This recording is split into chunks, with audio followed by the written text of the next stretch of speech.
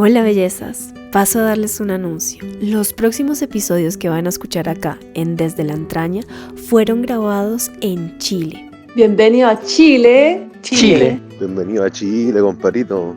Hola, ¿cómo estáis? Bienvenidos a Chile. Bienvenidos a Chile. Espero que disfruten de estas conversaciones y estas reflexiones que fueron grabadas en el sur del continente. Hola, pues amiga, ¿cómo estáis? Tantas lunas, ¿qué contáis? Hola, ¿cómo estáis? Buena, compadrito, ¿cómo va todo? Buena, guacho. Con toda la fuerza, la magia y la potencia de esa tierra. Lo vamos a hacer terrible pulento con todos los cabros y las cabras. Vamos a pasar la raja, vamos a hablar puras weas y nos vamos a hacer terrible pana. Que los disfrutes. Chile, po.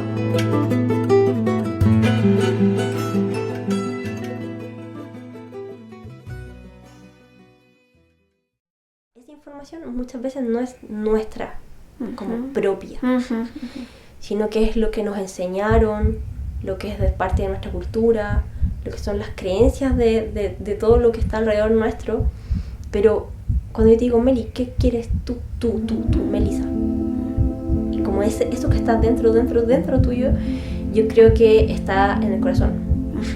Y entonces hacer esa diferencia y decir como, bueno, esta cháchara que viene de mi cabeza que me dice que no, ¿quién es? Eso hago yo, como, ¿de dónde viene? Me suena a mi mamá, ya, no soy yo, ¿cachai? Me suena a la monja de mi colegio ya, no soy yo, ¿cachai? Eso yo creo que es difícil, pero yo creo que es como lo más puro, es lo que está en el corazón. Como eso que es realmente lo que tú sientes y lo que tú anhelas. Y todo el resto está teñido de muchas otras vivencias y cosas que nos pasan que también son para asegurarnos la supervivencia, ¿cachai? Esto es Desde la Entraña, un podcast para habitarse, con María Melissa Vargas.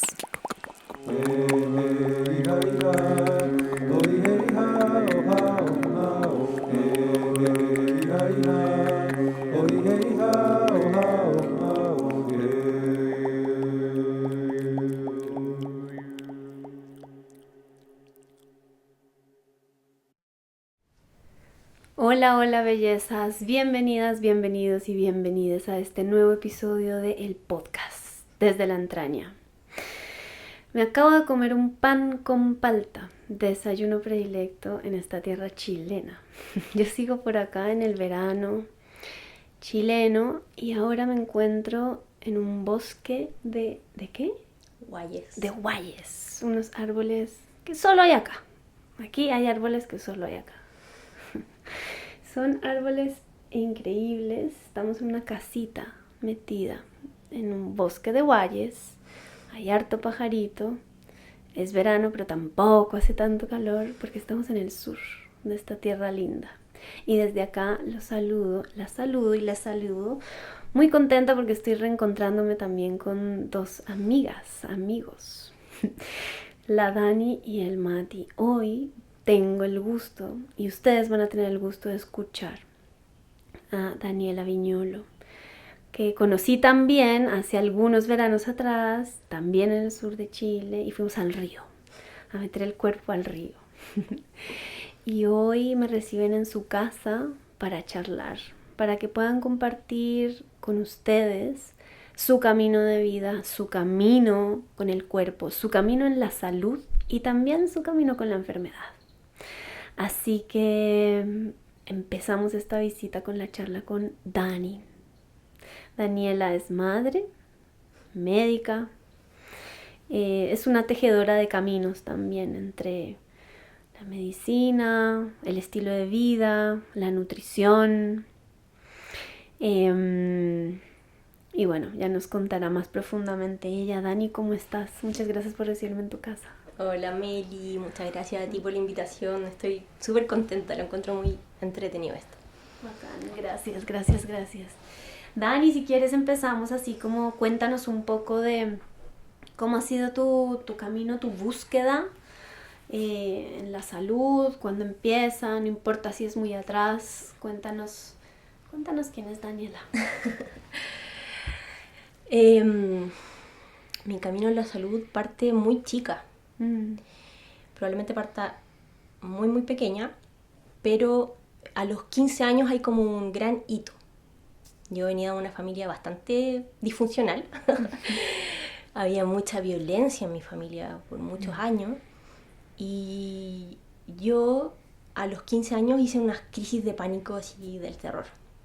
Y ahí empieza y no para más este proceso como ansioso y de sentirme como atrapada en mi mente, en una mente que se volvió muy ruidosa, pasó de ser una mente muy calma a este como que no paraba nunca pensamientos y ¿Y cómo era el cuerpo de esos ataques de pánico? ¿Qué pasaba? Me vinieron muy fuerte desde el principio y yo no sabía lo que me estaba pasando, no entendía, nunca había visto a alguien que tuviera una crisis de pánico. Me enteré que se llamaba así harto tiempo después. Entonces tuve un año pensando que me iba a morir, básicamente. ¿Qué le pasaba a mi cuerpo? Sentía mucho calor, después mucho frío, mucho miedo, un dolor como en la boca del estómago y mi corazón que se ponía a latir a 1000 por hora y el miedo que era lo más como invalidante, porque pensaba que me iba a morir efectivamente en ese momento, que no iba a poder salir de eso. Y bueno, como te contaba, eso duró mucho tiempo. Yo no quería decirle a mis papás lo que estaba pasando, como que yo sentía que ya era mucho, intenté lidiar sola con eso. Y ahí empecé a un poco encontrarme conmigo, encontrarme con mi mente, porque me daba cuenta que, en algún momento me di cuenta que no era físico, porque si se repetía y nunca me moría finalmente, ¿cachai? Y bueno, y ahí empieza, duró mucho tiempo, voy a un psiquiatra, voy a psicólogos, y no se me pasaban. Entonces cuando entro a estudiar medicina, yo entré a los 18, me acuerdo que ahí surge otro gran momento, que es donde yo volví, yo me fui a estudiar a Concepción, pero volví a casa de mis padres a un paseo un día. ¿Dónde naciste? En Cauquenes. En Cauquenes, ya. En la 7ª región, un pueblo chiquitito. Y estaba ahí en casa de mi mamá y tengo una crisis de pánico, yo creo que de las peores que he tenido. Ya no estaba tomándome como ningún medicamento porque sentía que no me servían para nada y me tuvieron que llevar al hospital. Era la primera vez que había algún tipo de intervención. Y en ese momento estoy en el hospital, yo ya estudiaba medicina y me siento profundamente incapaz. Como, ¿de qué manera voy a poder ayudar a alguien si no soy capaz de ayudarme a mí misma? Y eso fue como, ese fue yo creo el punto en el que me doy cuenta que tengo que hacer algo conmigo. Y que el único camino probablemente es como amigarme de mi mente, amigarme con ella, como entenderla, conocerla. Y entonces ahí parte yo creo como el camino. Entonces lo primero que yo empiezo a hacer es hacer como técnicas energéticas. Me inicié en Reiki, empecé a tomar muchas flores de Bach. ¿Terminaste medicina? Sí, todo esto ya en paralelo. Ah, ya, ok. Dentro de la carrera. Empecé a meditar, empecé a hacer ejercicio de respiración y se me empezaron a pasar. Después de años que no veía ninguna luz de esperanza a que se pasaran, y se me pasaron completamente durante muchos años. Y entonces ahí me doy cuenta claramente con mi propio proceso que la medicina queda muy corta. Por otro lado, yo era vegetariana de muy chica, pero porque naturalmente dejé las carnes chica, pero a los 18 también dejo de comer como todos los otros productos animales, dejé de comer pescado, dejé de comer marisco, y entonces empiezo a ver cómo esto que es muy físico, o como la materia que ingresa a mi cuerpo, también empieza a tener repercusiones en mi mente y en mi estado mental. Y eso fue como muy bonito también de conocer. Y me llama mucho la atención que hayas llevado en paralelo dos caminos que concibimos tan opuestos, ¿no? Como la medicina de escuela, de la ciencia pura, que a veces se ha cerrado a digamos, lo energético, lo invisible, quizá lo místico. Y tú lo caminaste en paralelo, ¿no? Como me llama mucho la atención eso. Lo que pasa es que yo desde chica tuve un interés, voy a decir, por lo que no podía ver. Era muy sensible, Sentía que me podía comunicar con otras cosas, pero me daba mucha vergüenza decirlo porque me sentía como rara. Y como tampoco me negué mucho tiempo, me resistía a esas cosas. Pero siempre me pude mantener muy abierta a todo eso que era distinto. Y también siempre tuve una personalidad muy crítica. Entonces nunca acepté que me dijeran, esto es así, y yo, ya bueno. No, nunca fue así, ¿cachai? Fui muy punky cuando chica, escuché punk así muchos años, entonces eso también yo creo que forjó mi forma de pensar, ¿cachai? Como, si bien estoy estudiando esto, bueno, veo si me hace sentido o no. Y como pude experimentar por mí misma que no era suficiente, eso fue como, yo creo, lo que me hizo mantenerme muy crítica de lo que estaba aprendiendo, ¿cachai? Y no tomarlo como una verdad absoluta. Y terminas el estudio de la medicina formal, digamos. ¿Y qué pasa ahí? Bueno, yo cuando estaba en la universidad todavía, en sexto, tuve mi primera hija.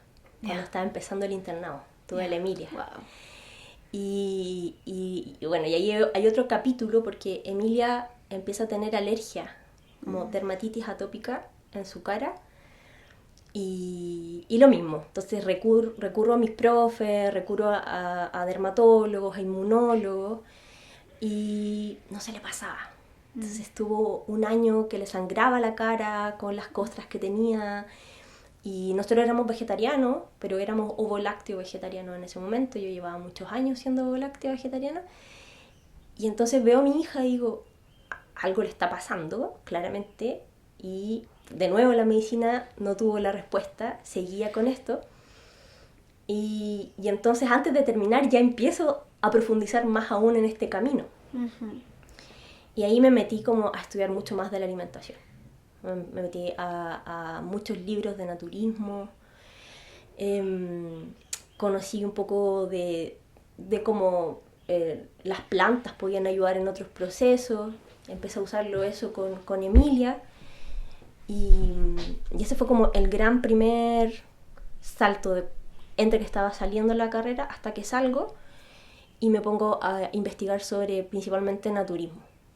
Esa fue la primera gran etapa. ¿Y qué es eso? ¿Qué es el naturismo? En el fondo es como una tendencia bien antigua que viene de la medicina más antigua, como griega, donde nos damos cuenta que en el mundo natural, en las plantas, en los alimentos de origen vegetal, en las hierbas, en el contacto con el sol, con el agua, podemos encontrar fuentes de sanación. Bueno, igual aquí a mí me nace como decir que supongo yo que la medicina griega, claro, vieja, pero habían otras medicinas más viejas y funcionando en paralelo, ¿no? O sea, la ayurveda, sí, China, mucho más la vieja. chamánica, qué sé yo. Claro, es que en ese momento yo no tuve acceso a la ayurveda o a la medicina china, que no estaban en mi radio de conocimiento todavía. Perfecto. Pero sí había estudiado medicina griega porque en la universidad nos hablaban de los griegos porque de ahí viene la medicina occidental. Entiendo, claro. Entonces empecé a leer un poco más de eso. ¿Y qué impacto tuvo ese entrar en contacto con esta medicina a lo que caminas hoy en día? De esa primera etapa yo creo que lo que mantengo hoy es el impacto que el alimento tiene en el cuerpo. Okay. Como la típica frase que el alimento sea tu medicina, esa es una frase griega y tiene, hipocrática debe ser, no estoy 100% segura, y tiene que ver con eso en el fondo. Yo mantuve eso como pilar dentro de lo que yo ofrezco como terapia a los pacientes. Uno de los pilares centrales es la alimentación. ¿Y cómo vives tú la alimentación? ¿Qué significa el alimento para ti? Eso igual ha ido cambiando mucho también, pero porque hoy día pienso que nos nutrimos de otras cosas que va más allá del alimento físico. Pero el alimento físico, como te decía, fue uno de los primeros grandes maestros que yo conocí de otras formas de curar el cuerpo. Y yo fui recorriendo esta alimentación vegetariana, esta alimentación que en un momento llegó a ser vegana, saqué todos los alimentos de origen vegetal, de origen animal de mi cuerpo, entonces fui viendo cómo se comportaba mi cuerpo. Tuve un embarazo ovolácteo, una crianza ovoláctea, 2 embarazos veganos con 2 crianzas veganas. Y pude ver la gran diferencia que eso tenía en los niños. ¿Cómo y cuáles? en mí. ¿Como cuáles? Por ejemplo, lo que te estaba contando de mi primera hija, que tenía esta alergia. No es hasta que nace mi segunda hija que me doy cuenta. Bueno, en realidad la segunda no fue vegana, la gestación no fue 100% vegana. Me hice vegana cuando ella nace. Porque me doy cuenta que ella empieza a sangrar con sus deposiciones. Tenía sangre. Mucha sangre. Pero yo la veía feliz, po. Entonces la miraba, muerta de la risa, le abría el pañal, sangre. Y dije, esto no había una concordancia entre algo que uno piensa, le está saliendo sangre, el intestino está sangrando, puede ser algo grave, pero ella se veía bien, ¿cachai? Entonces yo dije, no, esto debe ser una alergia, es una intolerancia a algún alimento, algo. Entonces cuando me doy cuenta que ella es alérgica a la leche, saco la leche totalmente de nuestra vida, se la saco a mi hija también mayor y a ella se le pasa la dermatitis. Entonces todos los exámenes que le habían hecho que salían negativos, como no es alérgica a nada, no es alérgica a la leche, no es alérgica al plátano, no es alérgica a resulta que al sacarlo efectivamente se le pasa. Entonces también eso es súper importante porque la medicina se basa en la evidencia, la medicina actual, occidental, alópata. Entonces todo lo tratamos de medir, todo lo tratamos de llevar como que el examen muestre esto y no le damos tanta importancia al relato de las personas, ¿cachai? A lo que ellos viven y a la experiencia. Y eso fue muy potente para mí como médico, ¿cachai? Porque venía de todo esto que me machacaban en la cabeza, como tengo que verlo, tengo que medirlo, Y yo vi que no era así. A mi hija le salió negativo el examen, pero aún así al sacarle la leche se sanó completamente. Nunca más tuvo que volver a tener nada. Entonces, eso fue muy, muy importante. Y bueno, lo que me preguntáis de las diferencias de un embarazo vegano o vegetariano. Por ejemplo, yo hago con los embarazos vegetarianos, el embarazo vegetariano tuve un poco de anemia, que todos dicen, ay, pero todas las mujeres cuando se embarazan tienen anemia. Bueno, con mi último hijo que fue 100% vegano, no tuve nada de anemia. Y no tomé nada de fierro. Entonces, el cuerpo va reaccionando distinto dependiendo de cuáles son los alimentos que incorpores. Ahora, yo hace unos 14 años conozco la alimentación viva, que es en el fondo alimentarse con alimentos que sean crudos, que no han sido sometidos a calor. Porque cuando tú hablas de llevar una alimentación vegetariana o una alimentación vegana, si yo te digo que tomo Coca-Cola cero y que vivo de pan con palta y papa frita, es vegano. Pero no necesariamente es un alimento que está nutriéndome, que me está vitalizando, que está equilibrando mi cuerpo. Entonces ese otro concepto para mí fue súper importante y empecé a incorporar más alimentos vivos a mi cuerpo y eso también fue como otro gran salto. Y entonces tú hoy en día tejes esto de la alimentación viva, el alimento, con tu acompañamiento médico alópata. ¿Cómo funciona? Bueno, hice medicina alópata, pero no en la consulta. Ya. Nunca hice consulta de medicina alópata. Ya. Trabajé en el servicio público, trabajé en urgencias, en pediatría 8 años. Uf. Pero en el fondo lo que yo no quería era ser incoherente. Yo a mis hijos no les daba antiinflamatorios para la fiebre, no les daba antibióticos cada vez que se enfermaban. Entonces dije, si yo no creo en esto, no puedo darle esto a las personas que vengan y que acudan a mi consulta.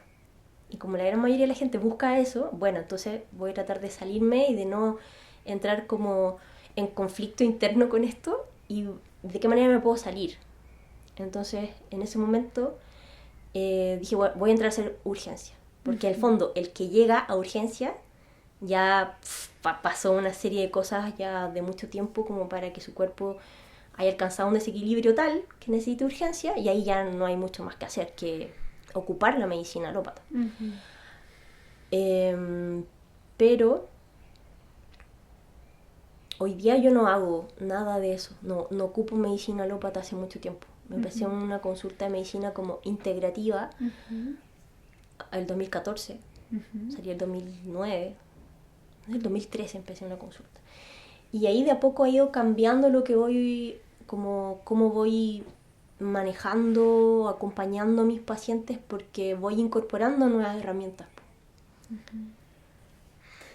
Dani, ¿cuál es la relación que tienes con el cuerpo hoy? La verdad es que yo creo que hoy día es el momento en que tengo una mayor relación con mi propio cuerpo.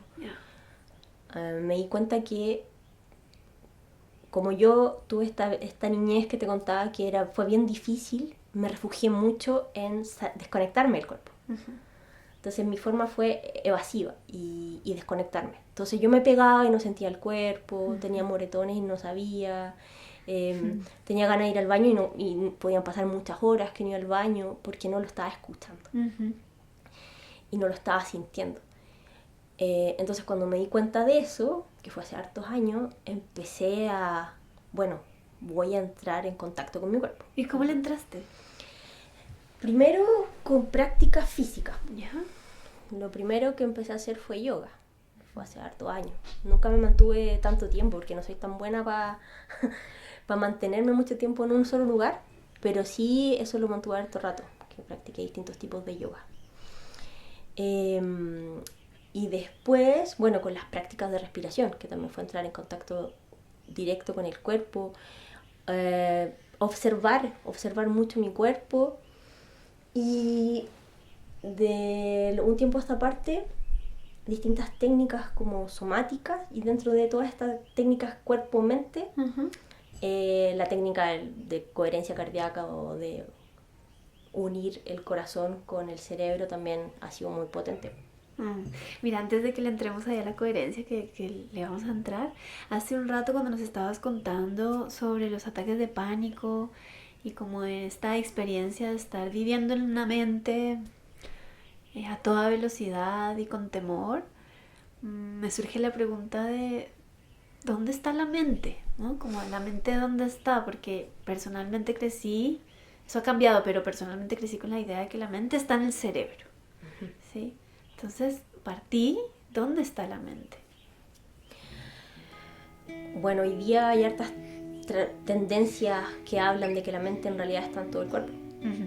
Cada una de las células de tu cuerpo es mente. Entonces, y de hecho hay algunos estudios que hablan de que el cuerpo sabe mucho antes que tú conscientemente lo que te pasa, segundos o milisegundos antes. Y eso es muy interesante, porque si llegáramos a ser capaces de tomar una conciencia de nuestro cuerpo, podemos sentir en el cuerpo antes algo que nos está pasando, antes de que nos demos cuenta realmente que nos está pasando. Y eso nos da segundos de ventaja para tomar decisiones, para bajarnos de un caballo que se va desbocadamente, como la ansiedad, por ejemplo. Entonces es bien potente cuando eres capaz de escuchar el cuerpo y sentir qué es lo que está pasando. Porque, por ejemplo, eso mismo, la ansiedad se manifiesta de distintas formas en las personas, pero siempre tiene un desbalance que se nota en el cuerpo. Y a mí me pasa con mis consultantes, tengo muchas consultantes con ansiedad, que le digo, ¿cuándo te das cuenta que ya te estáis pasando? Y que en el fondo estás dando más de lo que puedes, o no estáis tomando pausas para ti, y estáis como muy ansiosa. Y a todos nos cuesta. Entonces el cuerpo te avisa mucho antes.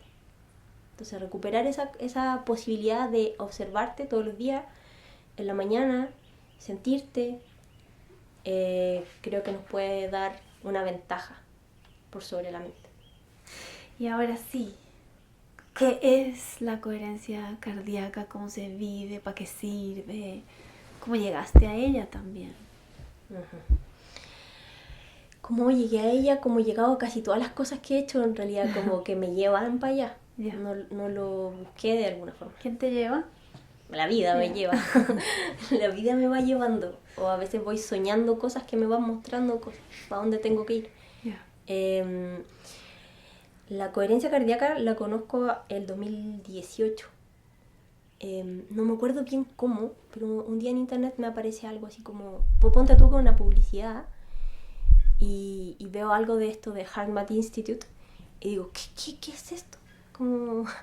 Y voy y lo leo y empieza a hablar de la importancia que tiene el corazón, y es un instituto que hace como muchos estudios científicos, y si bien a mí no me importa mucho la evidencia científica, tengo una parte que es como, wow, esto va a tener peso, y entonces empiezo a leerlo y me hace total sentido del mundo, porque yo ya venía de alguna manera sintiendo esta necesidad de escucharme, como de conectar con la intuición, de conectar con eso profundo que uno anhela hacer, que te dice de repente tu mente no, no, no, y tú como que internamente dices sí, sí, pero hay como una desconexión, hay como un puente ahí que le faltan unas tablas y que cuesta transitarlo. Y entonces me meto a tomar un curso, hay distintos cursos de coherencia, que es para profesionales de la salud. Y nada, pues me voló la cabeza, encontré que era así lo máximo. Y la verdad es que el término coherencia cardíaca viene de este instituto, y es un término que es como más científico, porque en el fondo habla de como un equilibrio psicofisiológico, ¿cachai? Que es como la mente y el cuerpo, que se logra gracias a la activación del corazón, con ciertas técnicas. Pero a mí me gusta verlo de una manera mucho más natural, ¿cachai? O sea, lo que yo puedo como darme cuenta después de haberlo estudiado y de haberlo vivido y de practicarlo, es que es una tecnología humana natural, ¿cachai? Per se, claro. Totalmente natural. Que la desarrollamos. Yo creo que si nos pudieran medir la coherencia cardíaca cuando estamos en un momento de mucha conexión o haciendo algo que nos gusta mucho o en un momento de mucho amor, probablemente si alcanzamos esa misma coherencia que se alcanza cuando haces alguna de estas técnicas que son técnicas de meditación, que mezclan respiración, visualización y principalmente que es como el gran ingrediente, que es la emoción. Y miden, o sea, la coherencia cardíaca se mide. Se puede medir. ¿Ya? ¿Y cómo funciona la medición? Se mide con como cuando te miden, cuando ayuda a hacerte un electrocardiograma, te pueden medir como la frecuencia del corazón, ¿cierto? ¿Veis como esa onda? Se mide con eso mismo, pero lo que mide el programa, porque es un programa que uno puede... Yo lo tengo, no lo ocupo nunca, así porque lo tengo que instalar en mi computadora otra vez. Lo que va midiendo es un parámetro que se llama variabilidad cardíaca. Y dependiendo de cómo está tu variabilidad es si estás más coherente o menos coherente. Y esto básicamente quiere decir que tu corazón sea lo suficientemente adaptable, es decir, que pueda como tomar decisiones rápidas o como hacer cambios rápidos en la dirección de algo solamente porque se vuelve más coherente. A ver, esto se basa también en que el cuerpo tiene campo electromagnético. Entonces, lo que se descubre es que el corazón tiene un campo electromagnético que es el más grande de todos los que hay en el cuerpo. Ahora se sabe que cada una de las células del cuerpo emiten una cierta cantidad de luz desde el ADN y que podemos medir el campo electromagnético de las células, que se puede medir de los órganos y tal, y entonces el del corazón es el más grande. Si es el más grande, pensemos como físicamente va a influir más en el resto de los órganos. El segundo que le sigue como en gradiente de magnitud es el cerebro. Y entonces esa es la unión que más se ha estudiado, cómo el corazón influye sobre el cerebro y viceversa, pero eso ya lo sabíamos. Entonces lo más potente es ver que estas conexiones que son bidireccionales en casi todos los órganos del cuerpo es súper potente desde el corazón hacia el cerebro. ¿Qué significa un campo electromagnético y cómo impacta que esta entraña tenga un campo electromagnético amplio en la vida de una persona? ¿Y cómo poder acceder a eso? Claro, es que más que la magnitud, que te lo explicaba porque en el fondo es para decirte más o menos quién manda en el cuerpo. Ya, ok, entiendo. Como este campo es más grande, va a arrastrar a todos hacia su propio estado. Pero no siempre el corazón está en un estado de coherencia. Ya. Entonces este campo no siempre va a emitir o va a mandar la señal que nosotros queremos que mande hacia nuestro cerebro y hacia los otros órganos.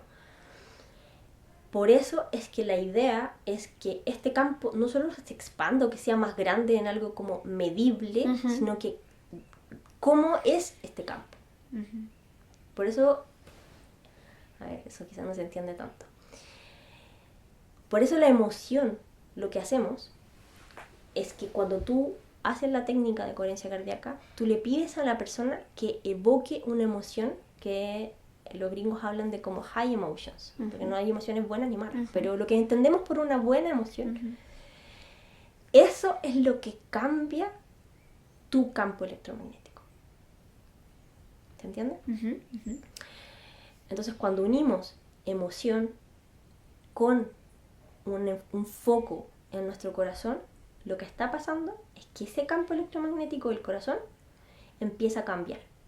Empieza a cambiar, no solo se expande, sino que cambia como de forma, se vuelve como una información, porque le estamos entregando información con esa emoción, y esa información va a ser transmitida al cerebro.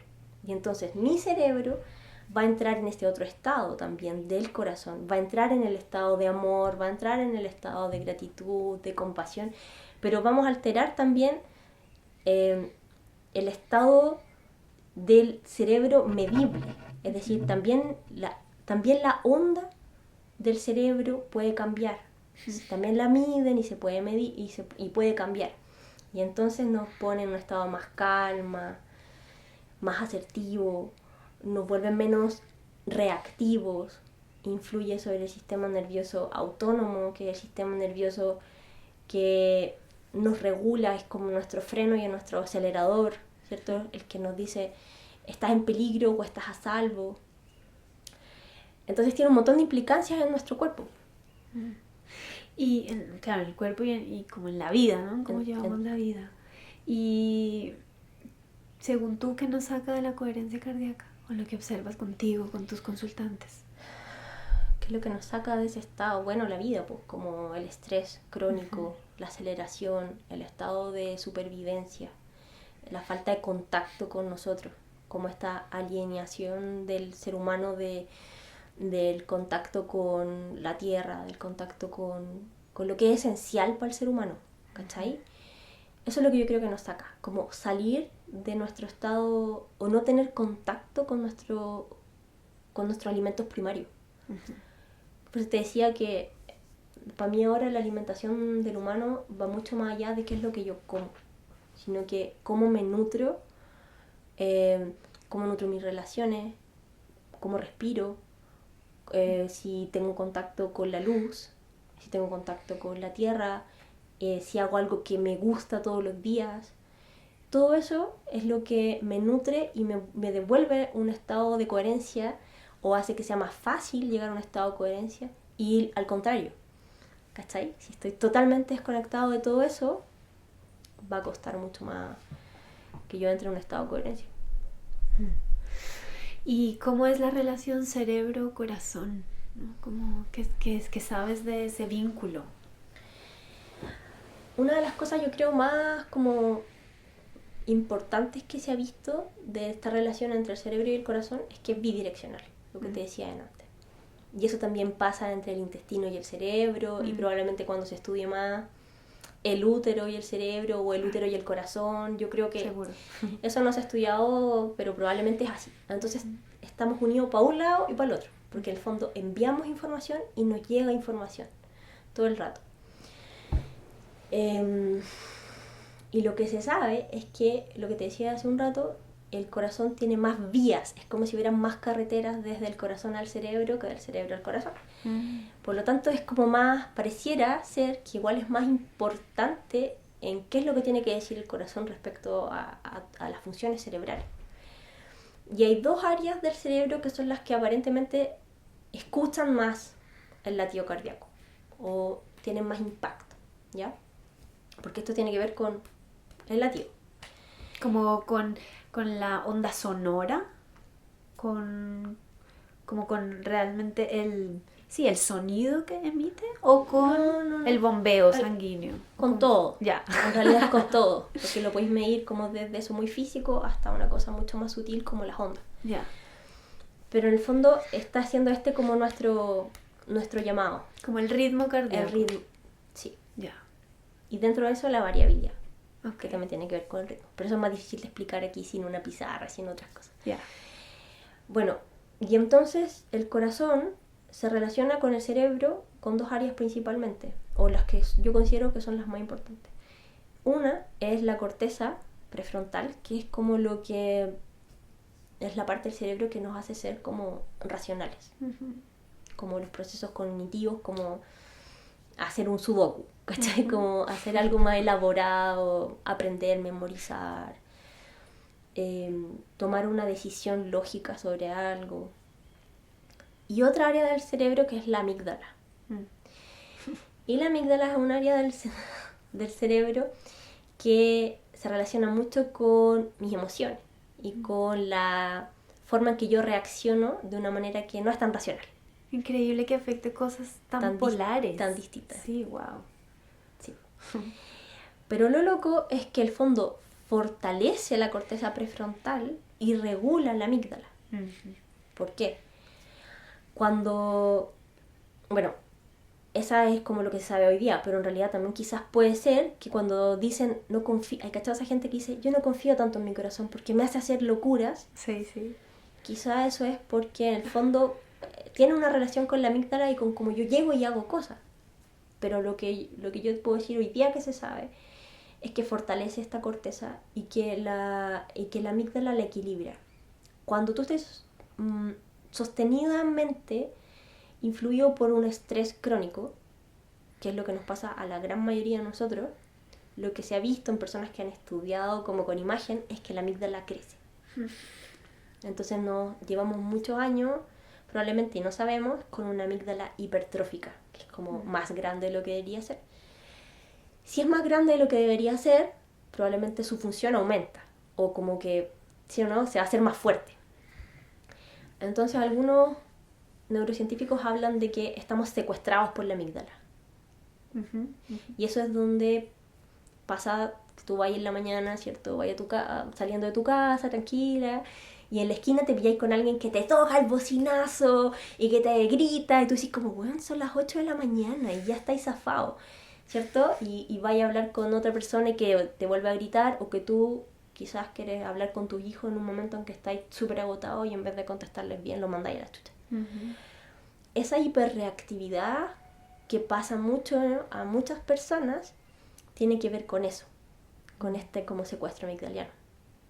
Entonces, cuando hacemos técnicas de coherencia cardíaca, fortalecemos esta otra área que nos dice como piensa antes de actuar, que es la corteza prefrontal, toma decisiones más asertivas, tómate un ratito y como decántalo, y esta otra área de la amígdala empieza a hacerse cada vez más chica. Entonces no puede tomar control sobre la corteza, sino que empieza a quedarse como más chica, que es la jerarquía natural en el fondo. Wow, qué fantástico. Y eso se puede hacer desde el corazón y el contacto con el corazón. Sí, pues, se puede hacer desde el corazón. Y lo que yo encuentro que es más bacán es que en el fondo todos podemos, al menos sabemos dónde está el corazón y lo vemos, ¿cachai? Al menos, claro, no podéis ver el corazón adentro, pero sabes que está ahí, sabes que tienes tu corazón, veis un atlas de anatomía y lo ves, te pones la mano en el pecho y sientes el latido, entonces sabes que está ahí. Lo potente de trabajar esto es que es más fácil, po. Trabajar desde el cuerpo o desde un área del cuerpo que yo al menos concretamente siento, siempre va a ser más fácil que entrar a trabajar la mente, ¿cachai? Claro. Como desde algo mucho más etéreo, me refiero, ¿cachai? Como, no sé, cuando alguien empieza a meditar, yo tengo muchos pacientes que me dicen, yo no puedo, como es demasiado difícil para mí, estoy todo el rato en el pensamiento y no logro como entrar a ese estado. Estas técnicas son mucho más fáciles, pero también van a tener un efecto a nivel mental igual o incluso puede ser más potente que el que tendría una práctica meditativa clásica. Ay, Dani, qué fuerte, porque claro, es como que estábamos en una rueda de hacer, pensar, resolver todo el rato. Y personalmente vengo como en un viaje de percibir el desencarnamiento en el que andamos, por ejemplo, en nuestros teléfonos móviles, en las redes sociales, ¿no? Y cómo esa experiencia nos saca del cuerpo muy brutalmente y del, no sé, si estoy viendo mi celu y mi familia está desayunando, desaparezco de ese espacio, ¿no? Como ser abducidos, desencarnar, alienación total. Y cómo me fascina cómo el cuerpo constantemente están las herramientas, está la tecnología corporal para justamente equilibrarnos, autorregularnos, ¿no? Ay, y desconocemos eso. Sí, qué bacán que dijiste la palabra autorregularnos, porque otra cosa muy bacán que tiene el corazón, y que eso me voló la cabeza, es que corregula. ¿Qué quiere decir esto? Que tú puedes afectar, que tu coherencia cardíaca o tu estado cardíaco afecta al de las personas del lado. Increíble. Entonces se hacían estudios en estas como típicas capsulitas que cierran herméticamente todo estímulo. Tenían a una persona en una y a otra persona en otra, aisladas, a 3 metros de distancia, y ponían a hacer estas técnicas de coherencia a una persona, a la persona 1, y a la persona 2 la tenían al lado simplemente. Y le empezaban a medir las ondas cerebrales de ese otro ser humano, y cuando empezaba a cambiar la coherencia y cambiaba el campo del que estaba meditando, afectaba al que estaba al lado y cambiaba totalmente de estado. Entonces eso es tremendo. Y yo lo pude comprobar con mi hija al medio, que ella tenía unas pataletas gigantes y durante mucho tiempo yo no supe cómo sobrellevarlas. Probé de todas maneras, hasta que dije como, bueno, lo único que puedo hacer es como hacerme cargo de mí y ver cómo lo hago. Y entonces me puse a hacer yo coherencia cuando ella estaba en la pataleta y empezó a pasar, que se le empezaron a pasar. Y eso lo encuentro así tremendo. Tremendo y como muy mamífero, lo siento yo también, ¿no? Así como me habla también de esas conexiones invisibles, sí, que no son concretas, pero existen, ¿no? Y que todo el rato estamos queriendo como dibujarlas y explicarlas, y el misterio es el misterio, y aún así las podemos experimentar, vivir. O sea, yo siempre he pensado que el cuerpo está sostenido por lo invisible, completamente. O sea, si lo podéis pensar en lo más básico, no podéis ver el aire. Claro. Y si en el aire te mueres, al tiro. Claro. ¿Cachai? Entonces, para mí esa es como la principal prueba. Y claro, no necesitamos otras pruebas, pero también está bonito que la ciencia empiece a aunar esto. Hermoso. Para que más personas vayan como, que las que necesitan sobre todo verlo, vayan tomando conciencia de que existe y que es posible. Porque hay todo un área también del estudio del corazón que no va como por el estudio de este instituto, ¿cachai? Sino que tiene más que ver con... Porque eso es lo que se puede probar, ¿cachai? Cómo influye en el sistema nervioso, en la rama simpática, parasimpática, y que está bacán. Sí, hermoso.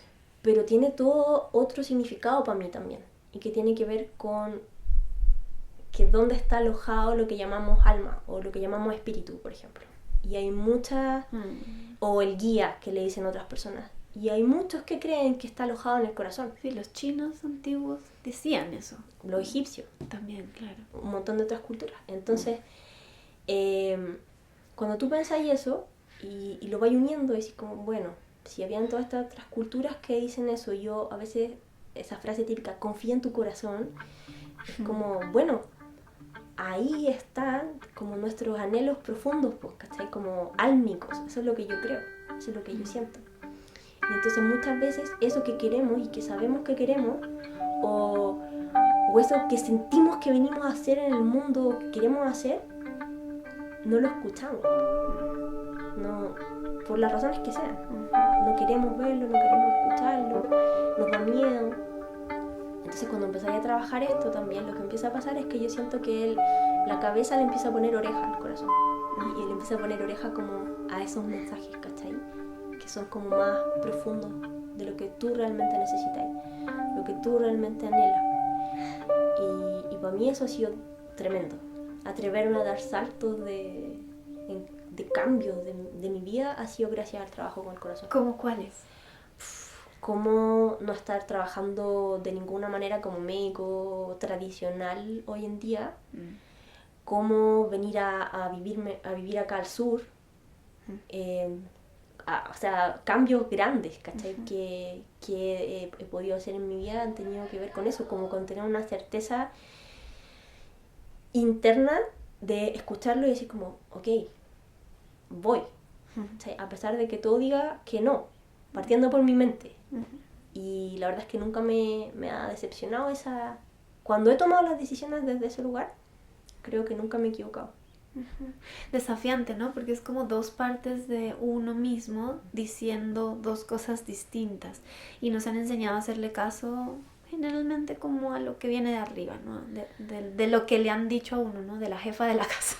Pero también le dicen la loca a la mente. Entonces como que quizás hay que aprender a invertir también esos valores. No sé si invertir, pero cuestionarnos, darle la oportunidad de cuestionar, darnos la oportunidad de cuestionar este valor que le hemos dado al pensamiento lógico, racional y a lo que el cuerpo dice, a lo que la sensación habla, la guata, ¿no? Claro, como siempre, no sé si siempre, pero últimamente sí me detengo a escuchar el cuerpo, ¿no?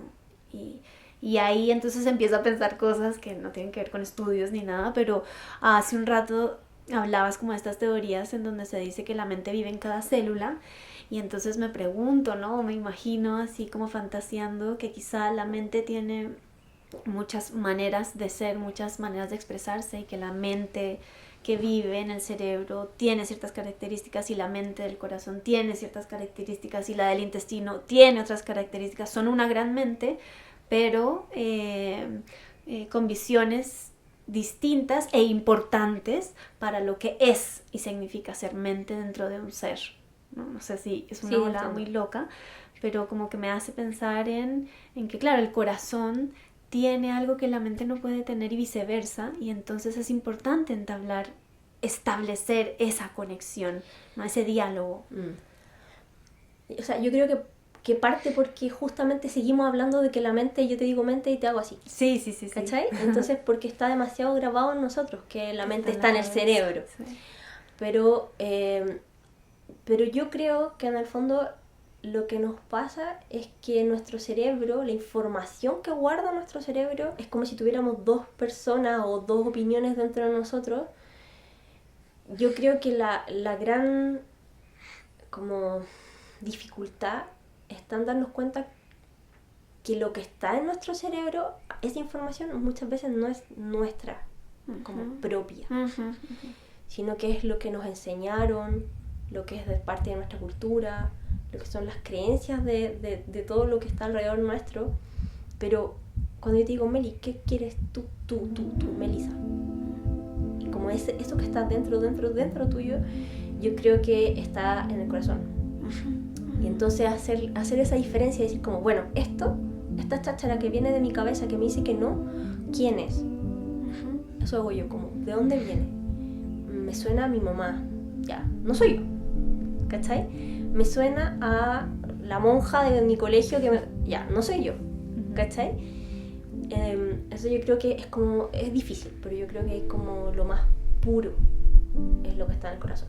Como eso que es realmente lo que tú sientes y lo que tú anhelas. Y todo el resto está teñido de muchas otras vivencias y cosas que nos pasan que también son para asegurarnos la supervivencia, ¿cachai? Sí, claro, pero creo que es como toda una hazaña intentar diferenciar eso, ¿cachai? Quizás no es tan fácil, quizás no lo logramos siempre, pero yo creo que eso igual ahí pega ahí. Entonces, la coherencia cardíaca tiene que ver también como con recuperar el vínculo que uno tiene con su propio corazón, ¿no? Y claro, como, así como, no sé, par de sugerencias a las personas que nos escuchan, que tengan ganas, que te escuchan y dices como, oh, quiero hacer esto, ¿no? Como, ¿qué puede hacer, no? ¿Qué tiene a la mano para poder empezar a revincularse o a profundizar en el vínculo con su corazón? Bueno, primero lo que les decía, que yo siento que uno vuelve a la coherencia cardíaca de manera natural cuando hace algo que ama hacer mucho. Entonces, acuérdate de qué era eso que te gustaba hacer cuando eras chico o chica, que disfrutabas mucho, que se te iba el tiempo y no te dabas cuenta, y trata de hacerlo hoy día, un rato. Eso de manera muy natural. 2, el alimento, que aquí también mezclo con lo que te decían antes, la alimentación viva.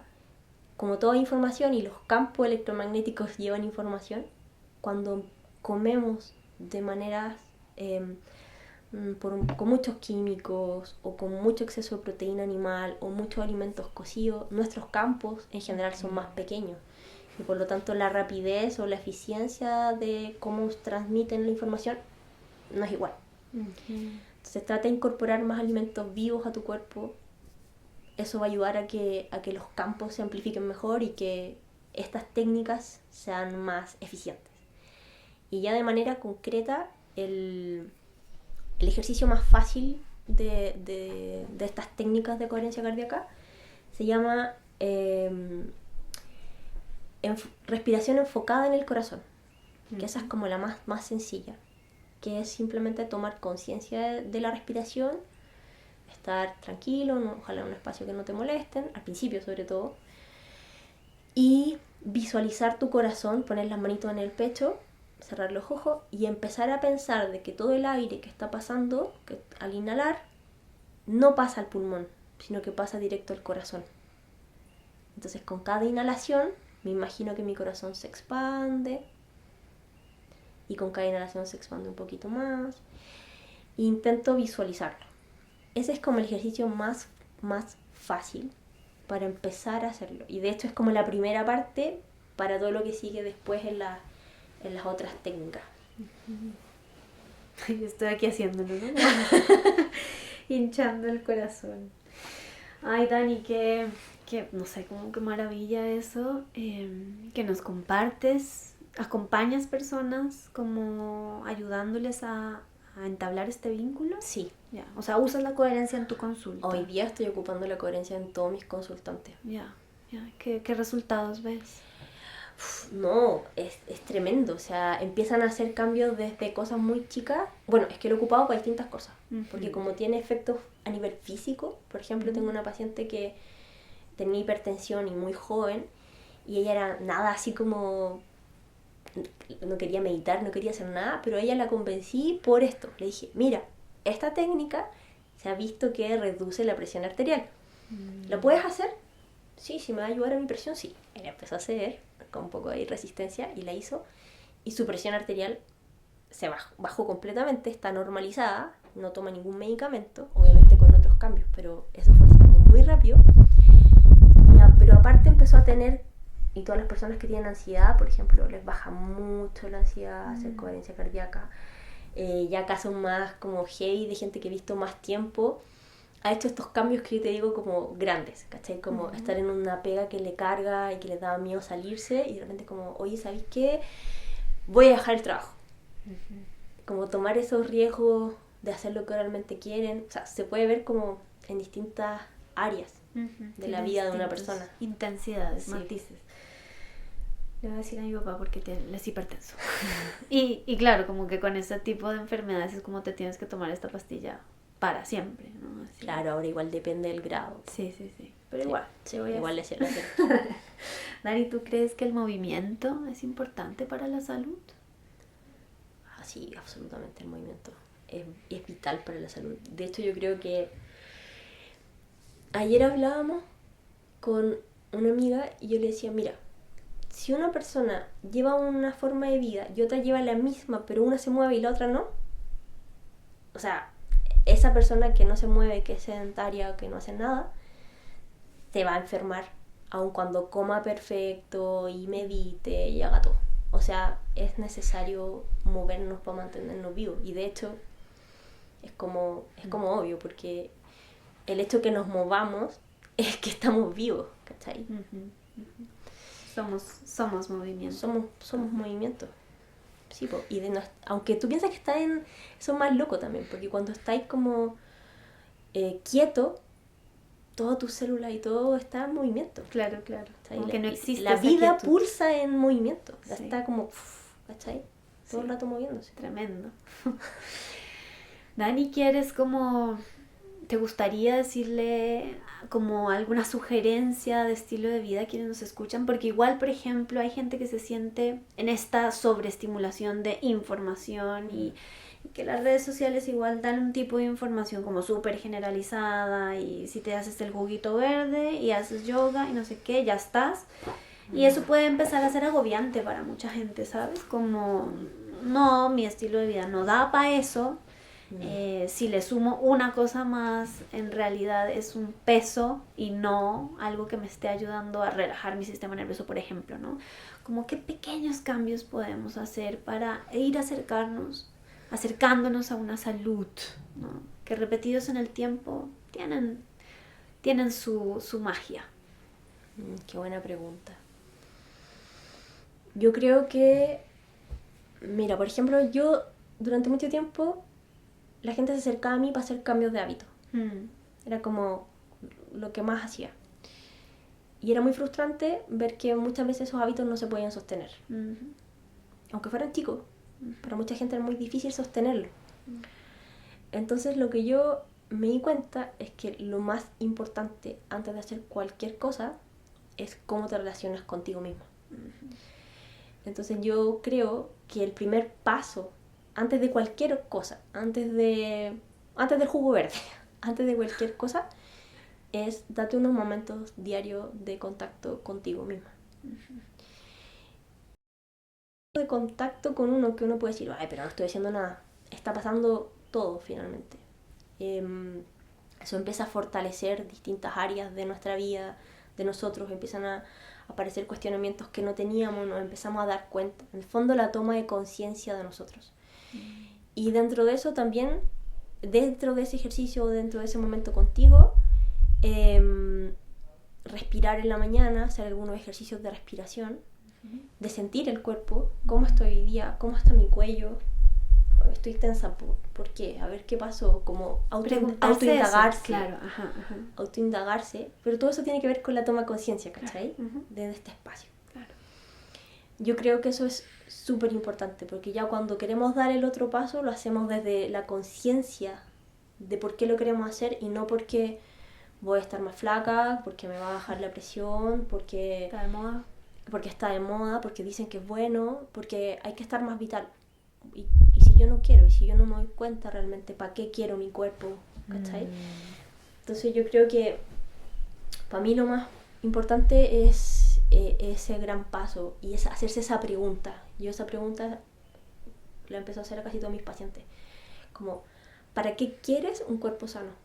Entonces, quedan como, bueno, obvio, porque tenemos que estar sanos. ¿Pero para qué? ¿Para qué quieres tu cuerpo sano? Entonces ahí muchas veces surge como, mira, es que en realidad mi mamá a los 60 le dio un accidente vascular y ya nunca más pudo hacer nada y quedó con tantas cosas que quería hacer. Bueno, entonces, ¿qué querías hacer tú? Tengo un sueño de lograr esto. ¿Y en cuánto tiempo más? En 20 años.